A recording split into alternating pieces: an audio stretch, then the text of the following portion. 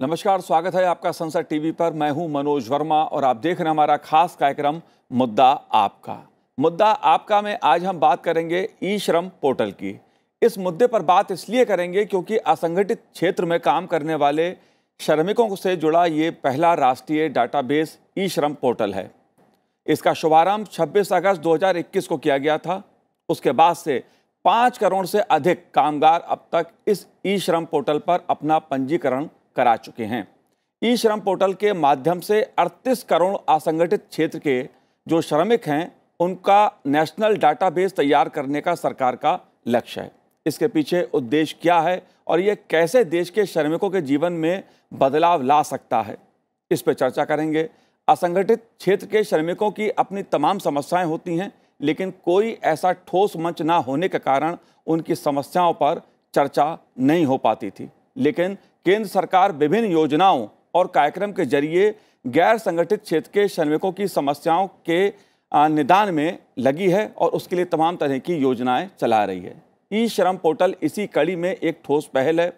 इससे संबंधित विभिन्न पहलुओं पर चर्चा करेंगे और उसके हर पहलू को समझने की कोशिश करेंगे। मेरे साथ इस समय स्टूडियो में दो खास गेस्ट मौजूद हैं। मेरे साथ इस समय दिनेश त्यागी जी हैं जो एमडी हैं CSC के। दिनेश जी, आपका बहुत बहुत स्वागत है संसद टीवी पर। साथ ही हमारे साथ हैं गिरीश चंद्र आर्य जी जो सचिव हैं भारतीय मजदूर संघ के। गिरीश जी, आपका भी बहुत बहुत स्वागत है संसद टीवी पे। साथ ही हमारे साथ जुड़े हुए हैं अजय शंकर जी जो पूर्व सचिव हैं DIPP वाणिज्य एवं उद्योग मंत्रालय के। आपका भी स्वागत है अजय जी संसद टीवी पर। शुरुआत हम करेंगे गिरीश जी आपसे। गिरीश जी, असंगठित क्षेत्र के मजदूरों की तमाम समस्याएं रही हैं। मुझे लगता नहीं है कि इससे पहले कभी इतनी चर्चाएं सुनने को मिलती थी।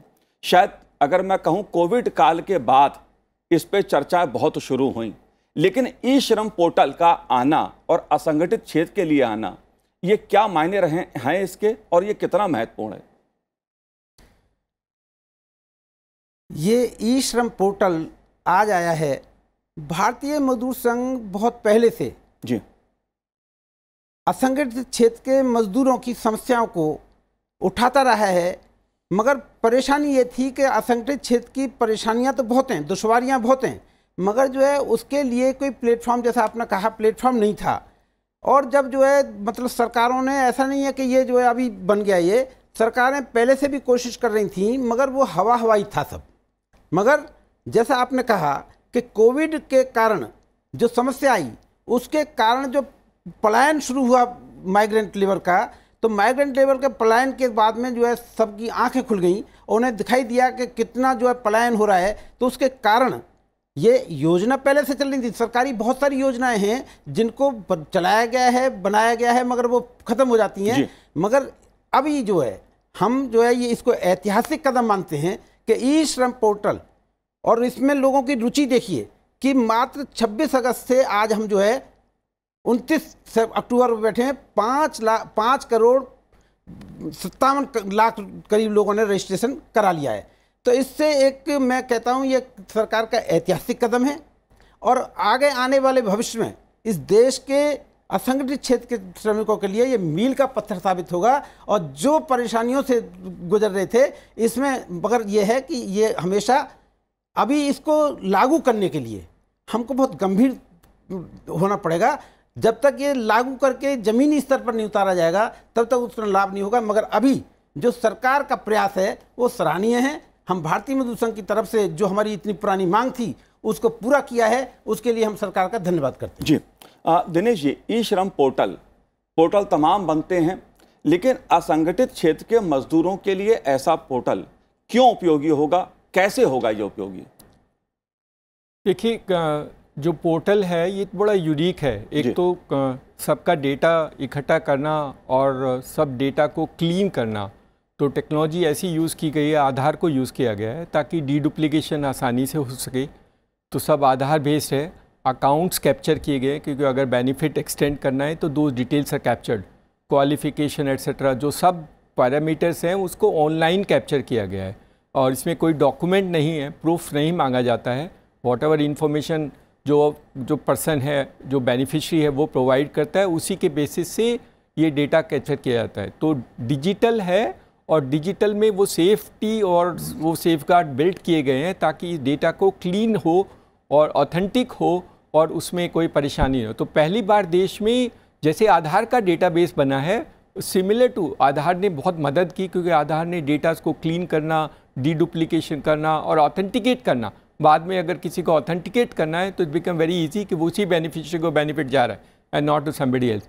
तो ये जो डेटाबेस क्रिएट किया जा रहा है, this will be very good. I think first time probably in the world. I don't think such a large database of unorganized workers.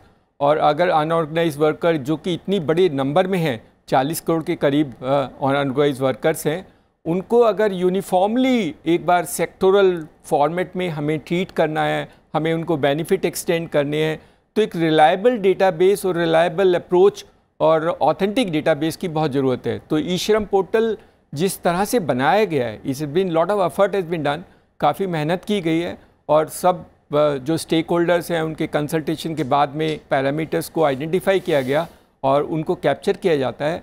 और अभी जो प्रोसेस है कैप्चर करने का, वो उसमें दोनों तरीके हैं। एक तो मेथड है कि वो अगर वो लेबर अपने आप करना चाहता है तो वो खुद भी कर सकता है जी, और या फिर उस किसी के घर में कोई लेबर है जो मदद करना चाहते हैं तो वो भी उसकी डिटेल भर सकते हैं। दूसरा है कि गांव में जो लोग रहते हैं, जो बहुत लार्ज पॉपुलेशन अनऑर्गेनाइज सेक्टर्स की विलेजेस में हैं, उनको हम कॉमन सर्विस सेंटर के माध्यम से, क्योंकि हमारा सारे देश में कॉमन सर्विस सेंटर्स हैं, करीब करीब हर पंचायत में हैं अभी, तो वो पंचायत में लोगों को बताते हैं, मोबिलाइज़ करते हैं और वो बहुत अच्छे हैं। बिकॉज उनका एडवांटेज क्या है कि वो लोकल कंडीशन के हिसाब से काम करते हैं, कई बार सारी रात काम करते हैं क्योंकि लेबर रात को मिलती है और पोर्टल भी रात को अच्छा काम करता है, उनका इंटरनेट की स्पीड अच्छी होती है।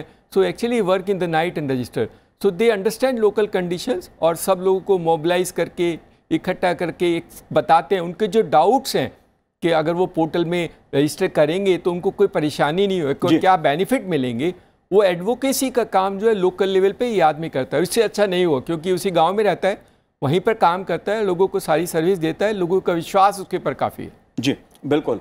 अजय शंकर जी, मैं आपसे जानना चाहूँगा, इस देश में लंबे समय से एक समस्या रही है जो अक्सर जिस पे चर्चा होती रही है राज्यों में भी और केंद्र के स्तर पे भी, कि देश में असंगठित क्षेत्र के जो मजदूर हैं, जो कामगार हैं, जो कर्मचारी हैं, उनकी संख्या करोड़ों में है, लेकिन कोई डाटाबेस इस देश में नहीं था कि कोई मजदूर कहाँ काम करता है, कैसा काम करता है, क्या काम करता है, और जब उसके सामने समस्याएं आती हैं रोजी रोटी की तो उसका कोई हिसाब किताब, कोई आंकड़ा सरकारों के पास नहीं था। आपको लगता है कि इस ई श्रम पोर्टल बनने से जो असंगठित क्षेत्र के मजदूर हैं उनकी समस्याओं का समाधान होगा तो कैसे होगा, कितना होगा? नहीं, जो अभी फैसला लिया गया है और जिसका इम्प्लीमेंटेशन या क्रियान्वयन शुरू हुआ है जी, ये बहुत ही आवश्यक था और इसकी आवश्यकता और इसकी गंभीरता हम सबको इसका अनुभव हुआ जब लॉकडाउन हुआ था जी। तो जब लॉकडाउन हुआ तो ये जो शहरी क्षेत्र में, मेट्रोपॉलिटन एरियाज में अनऑर्गेनाइज सेक्टर के मजदूर हैं, तो उनकी समस्या की दृश्य तस्वीरें सारे देश ने देखा जी, और सबको कष्ट हुआ। बाद में वित्त मंत्री जी ने किसी क्वेश्चन आंसर सेशन में कहा कि हम को उनकी मदद करने में दिक्कत थी क्योंकि हमारे पास कोई सूची ही नहीं थी कि वो कितने हैं, कहाँ हैं, कैसे। तो आज जो अब ये कदम लिए जा रहे हैं उससे ये सारे भारतवर्ष में ये जो माइग्रेंट लेबर है, जो अनऑर्गेनाइज सेक्टर का मजदूर है जी, उसका एक अस्तित्व जो है औपचारिक ढंग से डिजिटल यूनिवर्स में एक प्लेटफॉर्म पे आ जाएगा जी। और डिजिटल दुनिया जो आ रही है और आ गई है उसमें बहुत बड़ी क्षमता है और भारतवर्ष का ये सौभाग्य है कि जिसको कहते हैं वो सीधे, हम कुछ मामलों में सीधे डिजिटल क्षेत्र में जा रहे हैं और पुराने ढंग से नहीं कदम उठा पा रहे हैं। तो ये जो पंजीकरण हो रहा है ये सीधे डिजिटल ढंग से हो रहा है और इसमें पूरा एक देश, एक डेटाबेस, और एक जो दूसरी समस्याएं आई थी कि one country one ration card हो या कोई एक कहीं कुछ उसको सुविधा मिल रही हो कहीं और चला जाए तो दोबारा फिर अपना सारे सिरे से काम शुरू करे अपने रजिस्ट्रेशन वगैरह का, तो उससे ये सब ऐतिहासिक हो जाएगी समस्याएं। और ये जो प्लेटफॉर्म है उससे भारतवर्ष का एक बड़ा अनऑर्गेनाइज सेक्टर का लेबर का डेटाबेस, लेबर का मार्केट और इनको सुविधाएं सुविधा प्रदान करने की क्षमता बन जाएगी जी। और सरकार ने अब कुछ दिनों में ये एहसास हुआ है कि 90% हमारे देश में जो श्रमिक हैं वो अनऑर्गेनाइज सेक्टर में है और ये प्रतिशत घट नहीं रहा है तेजी से जी। तो हमको यथार्थ स्वीकार करके मानना चाहिए कि अगर ये प्रतिशत बहुत ज़्यादा है तो हम इनकी सुविधाओं के लिए, इनके अधिकार के लिए, इनके जो सोशल सेफ्टी नेट के लिए हमें कदम उठाना चाहिए। और जो नया सोशल सेफ्टी कोड आया है उसमें बड़ा स्पष्ट ढंग से ये उद्देश्य का इंगित किया गया है कि भाई अनऑर्गेनाइज सेक्टर के लोग हैं उनको भी हम सोशल सेफ्टी प्रोवाइड करेंगे, उनको हम प्रदान करेंगे जी। और ये बहुत आवश्यक है क्योंकि अगर हमें आर्थिक विकास तेजी गति से करना है तो ये जो बेनिफिट्स हैं या जो सोशल सेफ्टी है वो हम अनऑर्गेनाइज सेक्टर के वर्कर्स को भी प्रदान जितनी जल्दी करेंगे उतना उत्पादकता के लिए और आर्थिक विकास के लिए अच्छा होगा। जी जी, बहुत महत्वपूर्ण बात आपने कही गिरीश जी।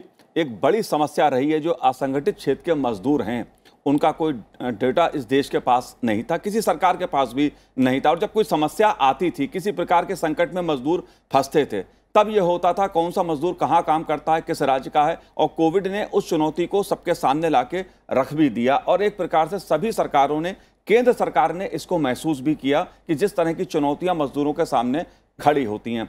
सामाजिक सुरक्षा की बात सामने आई कि सामाजिक सुरक्षा के लिए सरकार योजनाएं बनाती है, चाहे वो राज्य सरकारें हों या केंद्र सरकारें हों, इसका लाभ कैसे मिल सकता है असंगठित क्षेत्र के मजदूरों को इस पोर्टल के जरिए?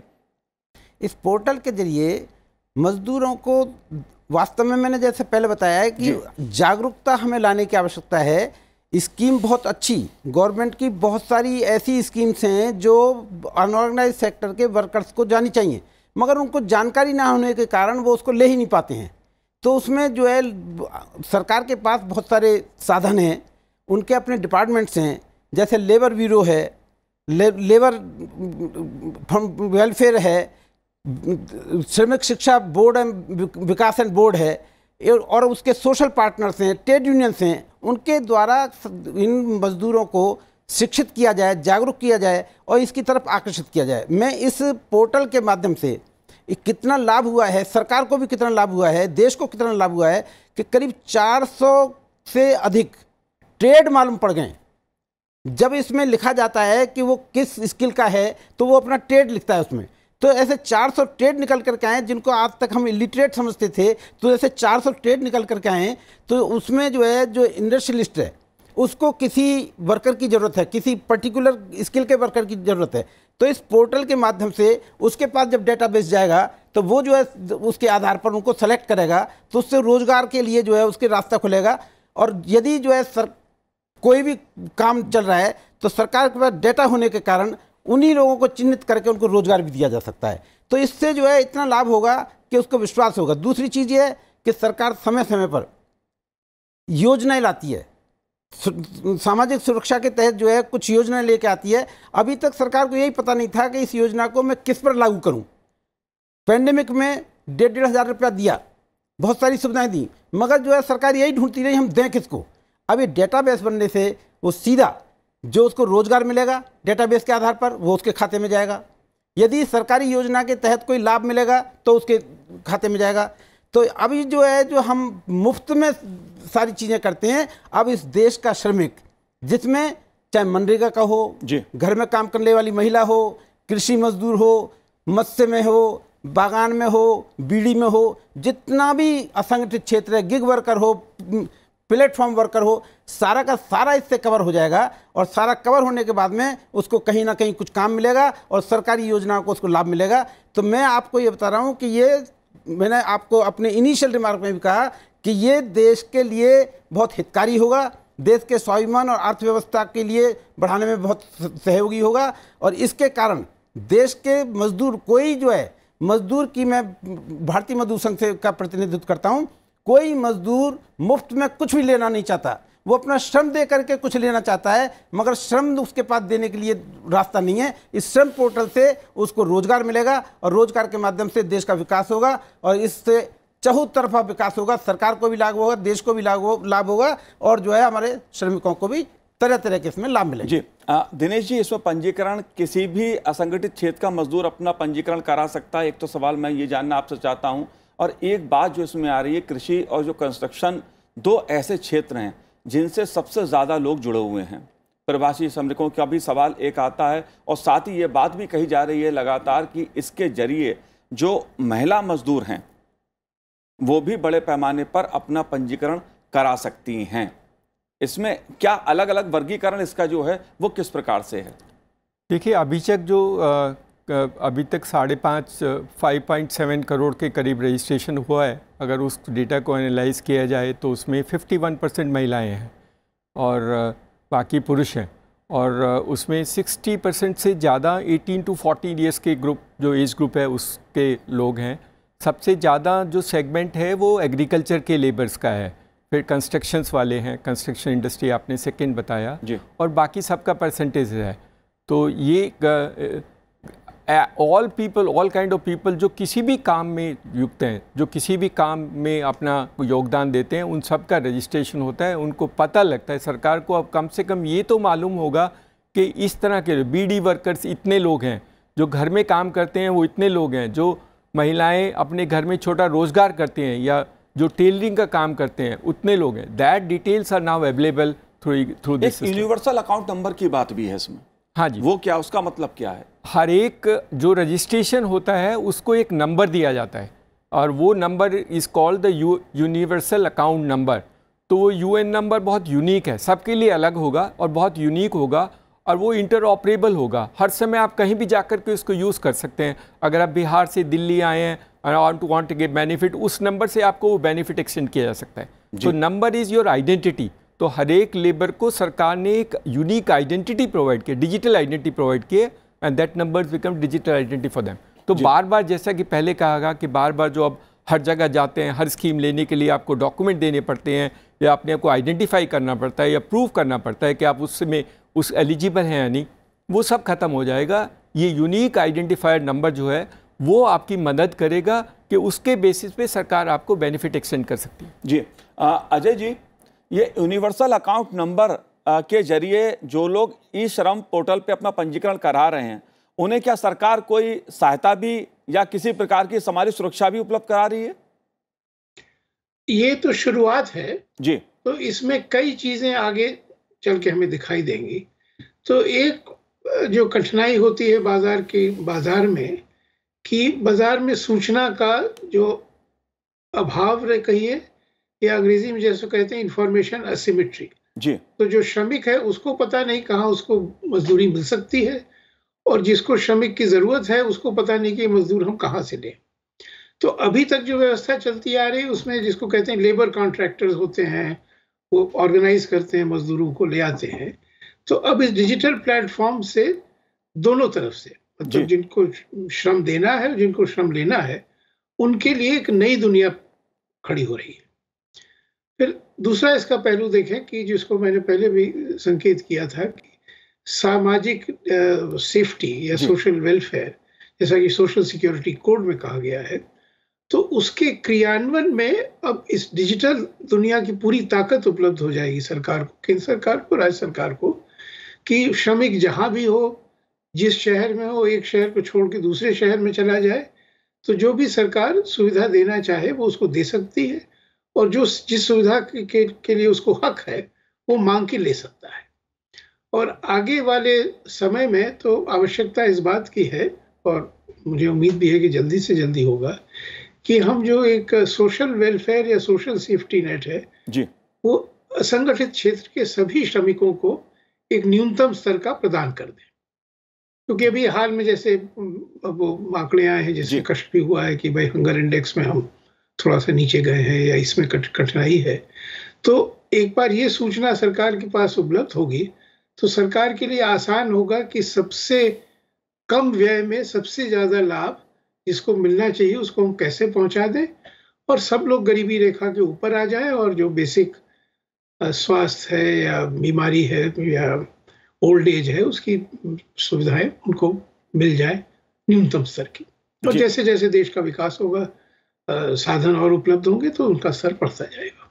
जी बिल्कुल। मैं सबमिट कर दूं, जी इसमें ऐड कर दूं कि आपने जैसे कहा कि उनको क्या इमीडिएट बेनिफिट है, तो एनी पर्सन जिसको यूनिवर्सल अकाउंट नंबर मिलेगा, सरकार उसको 2 लाख का पर्सनल एक्सीडेंट इंश्योरेंस प्रोवाइड करती है और उसका प्रीमियम सरकार देती है उसे। सो अगर आपने रजिस्ट्रेशन किया तो इमीडिएट बेनिफिट ये है कि आपके घर में उस पुरुष को या महिला को जो रजिस्टर हुई है, एक पर्सनल एक्सीडेंट इंश्योरेंस 2 लाख रुपए का सरकार प्रोवाइड करती है। जी आप बिल्कुल, अगर वैसे मैं बताऊं आपको तो यूनिवर्सल अकाउंट नंबर पूरे देश में स्वीकार होगा। ये मजदूरों के लिए और जो कामगार हैं असंगठित क्षेत्र के लिए, उनके लिए बहुत महत्वपूर्ण है। किसी भी राज्य में वो काम करें, उनके लिए एक अकाउंट नंबर होगा जो पूरे देश में मान्य होगा और सामाजिक सुरक्षा लाभ प्राप्त करने के लिए कामगारों को विभिन्न स्थानों पर पंजीकरण कराने की आवश्यकता नहीं होगी। पोर्टल पर रजिस्टर्ड श्रमिक यदि किसी दुर्घटना में उसकी मृत्यु हो जाती है तो उसे 2 लाख का बीमा कवर प्रदान किया जाएगा। इसके अलावा दुर्घटनावश स्थायी विकलांगता होने पर 2 लाख एवं आंशिक विकलांगता होने पर 1 लाख रुपए प्रदान करने का भी प्रावधान इस पोर्टल पर पंजीकृत श्रमिकों के लिए निर्धारित किया गया है। जाहिर सी बात है कि ई श्रम पोर्टल के जरिए सरकार चाहती है कि जो असंगठित क्षेत्र के मजदूर हैं उनका एक डाटा बने देश के पास, सरकारों के पास, और कौन मजदूर क्या काम करता है, कहां पर काम करता है, उसका पूरा एक लेखा जोखा सरकार के पास ई श्रम पोर्टल पे उपलब्ध हो। लेकिन एक बात आती है गिरीश जी, जब भी असंगठित क्षेत्र के मजदूरों की बात होती है, अच्छी बात है, चर्चा सरकार में शुरू हुई, सरकार गंभीर है, मजदूरों के लिए तमाम तरह की योजनाएं बना रही है। चाहे मुद्रा योजना की बात करूं, छोटी छोटी जो लोन स्कीमें हैं उनके जरिए भी सरकार असंगठित क्षेत्र के मजदूरों को लाभ पहुंचाने की कोशिश कर रही है। आप कैसे देखते हैं, क्योंकि ना तो असंगठित क्षेत्र के मजदूर के पास पेंशन होती है, ना उसको रोजी रोटी का पता है, दिहाड़ी मजदूर होता है, सुबह घर से निकलता है, शाम को कितना मिलेगा, क्या मिलेगा, इस तरह के मजदूर करोड़ों में। आपने बिल्कुल ठीक कहा कि सोशल सिक्योरिटी कोड, जैसा श्रीमान अजय जी ने कहा कि सोशल सिक्योरिटी कोड ला करके सरकार ने एक बहुत महत्वपूर्ण काम किया है। इस देश के गरीब, जो कि गरीबी के लास्ट लाइन में, लास्ट पंक्ति में खड़ा व्यक्ति है, उसको एड्रेस करने की कोशिश की है कि उसको भी सामाजिक सुरक्षा मिलने का हक है। इस देश का वो नागरिक है, जो लाभ किसी को भी मिलता है वो उसको भी मिलना चाहिए। इस सरकार ने सोशल सिक्योरिटी के माध्यम से उसको साधने की कोशिश की है। हमारी ये मांग है, हम ये प्रयास कर रहे हैं, सरकार से ये वार्तालाप कर रहे हैं कि जो ESI है, EPF है, ये किसी भी न किसी रूप में छोटे से स्तर पर स्टार्ट करके, यदि आपने इतने बड़े इनिशिएटिव्स लिए हैं तो इन असंगठित क्षेत्र के मजदूरों को किस तरह से कम स्वास्थ्य सुरक्षा दी जाए जी, पेंशन सुरक्षा दी जाए। तो इसमें जो है हमें सरकार की तरफ से पॉजिटिव रेस्पॉन्स मिला है और वो सोच रहे हैं कि किसी भी तरह से ESI को थोड़ा एक्सटेंड किया जाए। इन लोगों को इतने बड़ी तादाद में तो नहीं किया जा सकता क्योंकि हमारे पास इंफ्रास्ट्रक्चर नहीं है, मगर इनको भी एक आम आदमी की तरह जीने का पूरा हक है और उसको देने के लिए कम से कम सरकार ये विचार कर रही है।